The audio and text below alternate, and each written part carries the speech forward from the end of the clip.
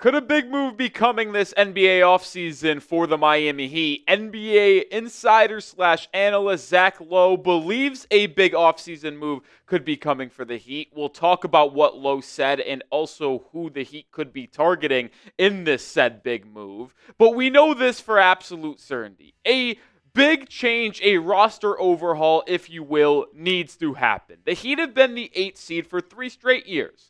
2 of them with Jimmy Butler. This year obviously ended up not being with Jimmy. They finished 37-45 and were embarrassed in the first round of the playoffs by the Cleveland Cavaliers. But when you have 3 straight years of being in the NBA play-in and being the 8th seed, ultimately being a first round exit in 2 of those 3 years, there just has to be changes. The leaders of this roster either have to be questioned, changed, or you just have to build a better roster around them.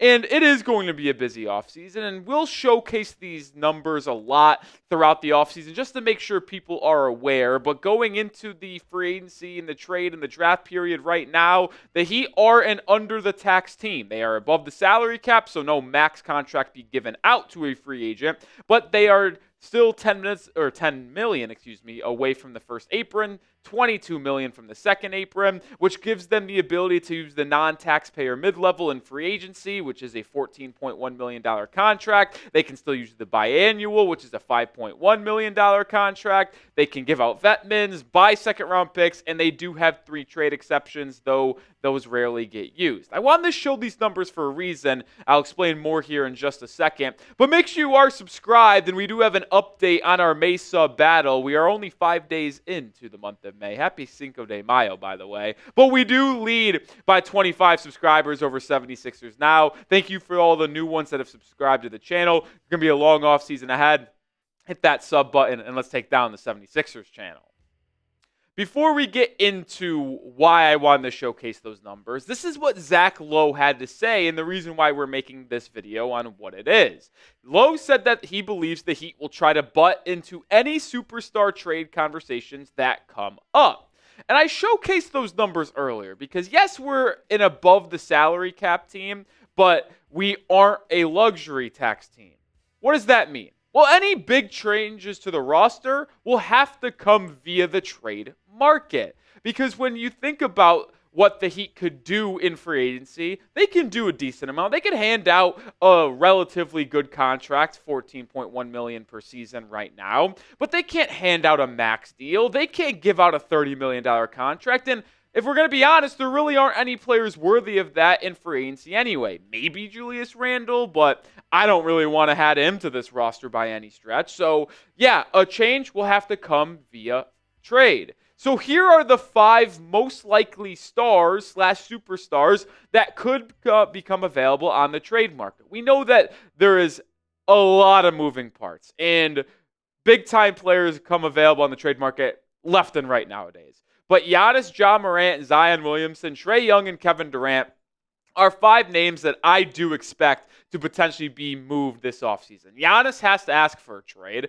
but I could argue that the 4 people underneath Giannis could just be traded out of nowhere by their team. We know Kevin Durant will be traded. He is the only one that I will guarantee gets dealt. We know that marriage between him and Phoenix is ending.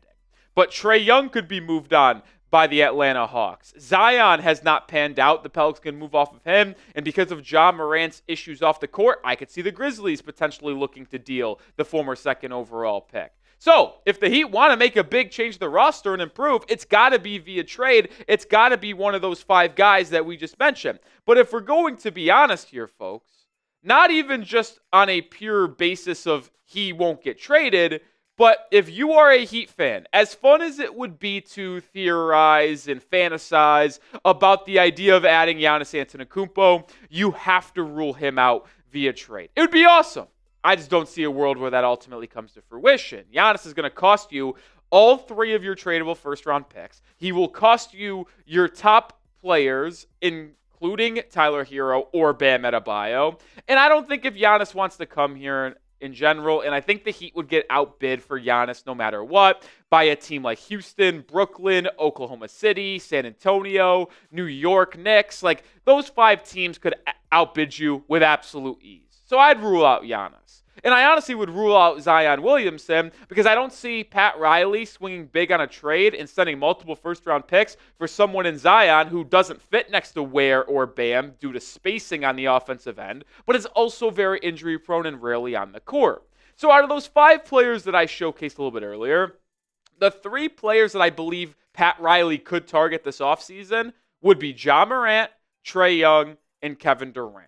These 3 we have talked about extensively this offseason already. We talked about them after the trade deadline as targets for this offseason for Miami because we know the Heat need a guard and they need more scoring from the wing. Kevin Durant provides that. Ja and Trae Young could provide that point guard duties. So these are the 3 players I could see Miami being linked to consistently this upcoming offseason. Before we talk about what these 3 could fetch in a trade and how they would fit on a Heat roster, this is our pinned comment on today's show. So I want to hear your answers. Who should the Heat try to trade for this offseason? Name your top guy down in the comments. I did a perfect offseason plan for Miami over the weekend. If you didn't watch that video, make sure you're subscribed and go watch it.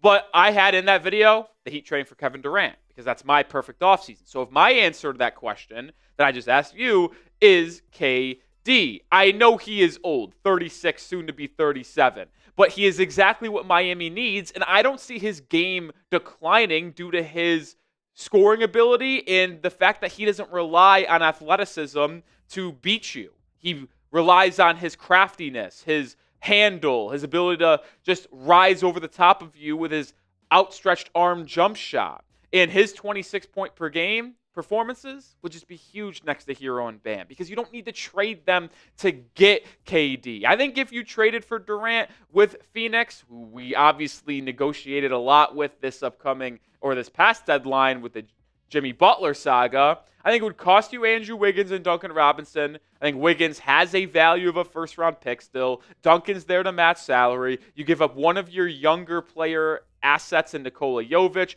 You give up the Golden State Warriors 20th overall pick, plus one of your future first-round picks. I just chose 2030, made it top 10 protected. And I think that could land you Kevin Durant, who, as I mentioned, is still an elite scorer. And yeah, he had those injuries a couple of years ago with the torn Achilles, and he missed some time in the early 2020s after the 2019-2020 injury. He is still that dude, man. Like, he was so good this past season for the Suns. And I wish he didn't sprain his ankle because then he probably would have made an All-NBA team this past year if he qualified for the 65 games played. He was just absolutely terrific for the Suns this year offensively. I don't know if he could be a top guy on a championship contending team, but you added him alongside Hero and Bam. That just takes a lot off Hero's shoulders and allows Bam to just become that two-way third option that he is meant to be. It would provide a lot for you. And if some of you are saying that offering 2 first-round picks, Jovic and Wiggins, for a 36, 37-year-old Kevin Durant's too much, you have another thing coming. Kevin Durant's going to be highly sought after this upcoming offseason. And a team that just got eliminated from the playoffs, like the Houston Rockets, who desperately needs more scoring, they are going to be interested in KD. And because they have a lot of picks they can offer, young players they can offer, they are going to have a strong and good offer to Phoenix. So if you want to acquire KD this offseason, you can't skimp out. You have to offer at least 2 first-round picks and a legit couple of players as well, like I did with Jovic and Wiggins, and even that might not be enough to outbid the Houston Rockets. I'm going to move over to Trae Young and Ja Morant here in just a second. But we are sponsored by PrizePicks, the daily fantasy sports platform and app that I use every single day. And you guys can cash in on the basketball playoffs with PrizePicks. Don't miss on your last chance to add your favorite players from the court to your PrizePicks lineup, whether it's points, rebounds, assists. Take your pick of more or less for your shot to win up to 2,000 times your cash today. You can turn your playoff hot takes in the Tickets Basketball Championship Series as we move to the second round. Every lineup you make on PrizePicks will enter you into the Takes the Ticket sweepstakes, which could get you and a +1 a VIP trip to the ship. I have an entry, and you can do daily, and guess what you can also do? You can do series-long projections. I have one for the Knicks and Celtics series, more than Jalen Brunson, 27.5 points in the series, more than Kristaps Porzingis, 18.5 points in the series, and less than Mikal Bridges, 14.5 points per game in this series. Another fun way you can play with PrizePicks, which is why it's the daily fantasy sports platform I play consistently. So download the app and join me. Use code CLNS to get $50 instantly after you play your first $5 lineup. That's code CLNS to get $50 instantly after you play your first $5 lineup. PrizePicks, run your game. I would like to get Kevin Durant. There's a very good chance that you don't get Kevin Durant. So if you do miss out on KD, assuming you pursued him in the first place, what's the backup plan? Because as we talked about, the Heat need a point guard. But I am skeptical of trading for Trae Young, and I'm also skeptical of trading for Ja Morant. Both players have a lot of positives, but also a lot of negatives. And are you willing to trade your assets to cash in them now to get a point guard of their caliber? They're very good at being offensive hubs and generating a lot of scoring for their team, whether it's them scoring 24 a game and creating another about 20 points a game by facilitating and drawing double teams. Like, Trae Young is just one of the biggest offensive initiators in the entire NBA. It's truly just hard to fathom how many points per game that he generates for his team based off getting doubled in the pick and roll or getting inside, creating the defense to collapse and kicking it out. Like, both players are spectacular. Now, I will say Trae Young, when you compare him to Ja, is a better offensive hub, but he also is more volume per se, as Ja is a little bit more efficient, even though he shoots a worse percentage from three. And a lot of people like to look at Trae and say, oh, he's an elite three-point shooter, but yet his career average is around 35%, which is nowhere near at the top of the NBA. But I think that is purely off volume. When you compare the two guards,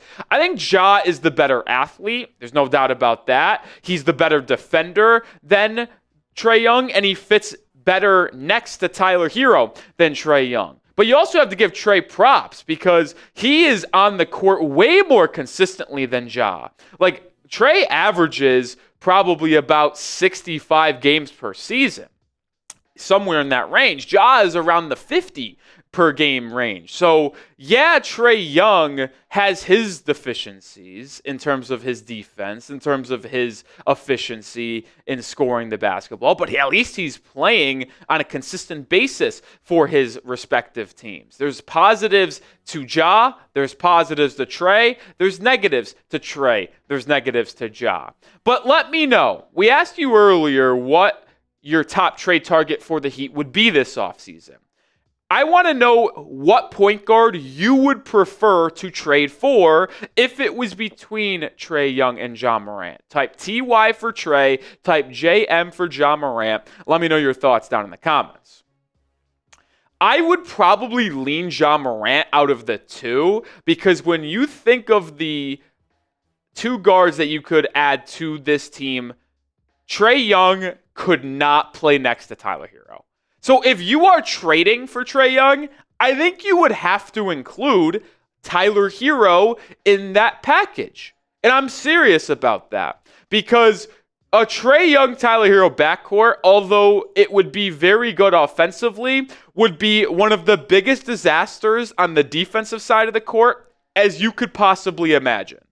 Tyler Hero got targeted, abused, and he was downright the reason why you had one of the worst defensive performances in an NBA series in the playoffs in history. That's how bad Hero was against the Cavs defensively. If you had both him and Trae Young, it would be barbecue chicken in that backcourt. So I think you would have to lean towards Ja Morant. But the issue is that I think Ja Morant would cost you a pretty penny on the trade market. And Bleacher Report actually just released a trade idea for the Heat and Ja Morant. The trade idea was this. Miami gets Ja and Jay Huff. I don't know why they included Jay Huff, but they did. The Grizzlies would then get two young players in Jovic and Jaquez, salary filler / veterans in Duncan Robinson, Kyle Anderson, and 3 first-round picks. To me, that's a little bit too much for Ja Morant. I honestly am fine with that package if you cut down 3 first-round picks to 2. then we can have a conversation. But 3 first-rounders are egregious. The 3 first-rounders they said, by the way, were this year's Warriors pick, I think 29 and 31, which I don't even think is it is a realistic trade now, I guess, since we have our own pick in 2026 and 2028 now. But either way, that feels a little bit too rich for John Morant. If you wanted to do Jovic, Jaquez, salary filler, a 2030 pick, and the 20th overall pick in this year's draft, yeah, okay, I could deal with that. But 3 first-rounders is a little bit too high. So when you have and round out the conversation between what point guard would be better fit for Miami, it's an interesting one. Because to me, Trae Young is a disaster. You can't trade for him and play him next to Tyler Hero. So if you trade for him, well, you need to include Hero in that deal potentially. Ja's price tag, if it really is 3 first-round picks and young players, is a little too high for a player that has off-the-court concerns and injury concerns and the questions of how he will age gracefully in the NBA due to his play style. Like, what is the move here? What do you do next if you miss out on KD and then you factor in what I just talked about with John Trae? Because then it just seems like it might be running back this roster despite a couple changes on the outside of maybe trading an Andrew Wiggins or a Terry Rozier. Like, the Heat are in a very interesting spot, and maybe they just have to take the chance on a Ja or Trae Young this offseason to try to just change the roster up a little bit. But we will be here all off season long at the Heat Report, so make sure you subscribe. Daily videos all off season long, trade rumors, news, draft rumors as well. Hit that sub button for the top content on YouTube surrounding the Miami Heat.